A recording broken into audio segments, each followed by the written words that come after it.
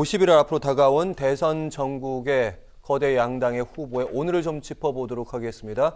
먼저 이재명 후보는 이런 얘기를 했습니다. 격렬한 승부가 벌어질 때는 보통 20, 30만 표 전후로 대선이 결정나지 않느냐. 이번 선거는 오히려 그보다 더 진폭이 적을 가능성이 많다. 이렇게 얘기를 하고 있습니다. 일단 이재명 후보와 윤석열 두 후보의 설 연휴 전에 양자 토론 열린다 이런 얘기 있었는데 지금 시점을 가지고 27일로 합의됐다 이런 얘기가 있다가 지금 27일이냐 30일이냐 여러 가지 얘기들이 다시 한번 나오고 있어서 이 부분까지는 완전하게 합의를 보진 않은 것 같습니다. 일단 설을 즈음해서 윤석열 후보 그리고 이재명 후보가 양자 토론을 하긴 됐습니다.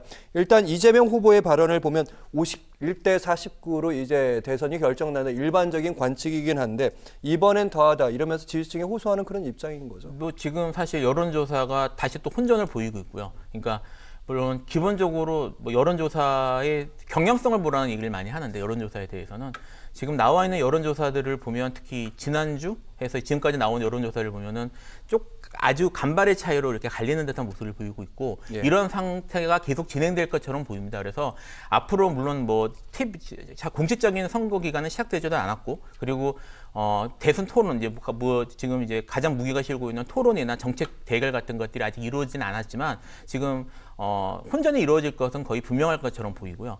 다만 이제 토론에 대해서 이제 어떻게 바라볼지가 좀 문제일 수 있는데 사실 대체적으로는 이제 이재명 후보가 토론을 좀 더 잘하지 않겠느냐는 관측인 것 같긴 합니다. 근데 사실 뚜껑은 열어봐야 안다고 저는 생각을 해서 이거는 이재명 후보 쪽에서 낙관하기는 어려울 것 같고요. 오히려 이제까지 최근에 몇 번의 선거에서 보면은 토론 내용이나 이런 것들이 결정적 영향을 준 적이 있긴 있는데 토론에서 논리적으로 잘해서 이겨서 줬다기보다는 토론 과정에서의 비춰진 이미지 때문에인 경우가 많거든요. 그래서 사실 토론이 어느 쪽이 유리하다고 지금 얘기하기 좀 어려울 것 같고 그 부분 역시 뚜껑을 열어봐야지 알 수 있다고 좀 생각이 듭니다. 네, 김필성 변호사께서는 알 수 없다, 직접 봐야 된다 이런 말씀하셨는데 일단 양당이 이제 토론의 의제부터 어느 정도 할 것인지 어떤 방식으로 할 것인지 여러 가지 조율은 좀 필요해 보이는데 서정욱 변호사께 마지막으로 좀 질문을 드려보면 어떤 토론을 좀 예측해 볼 수 있을까요?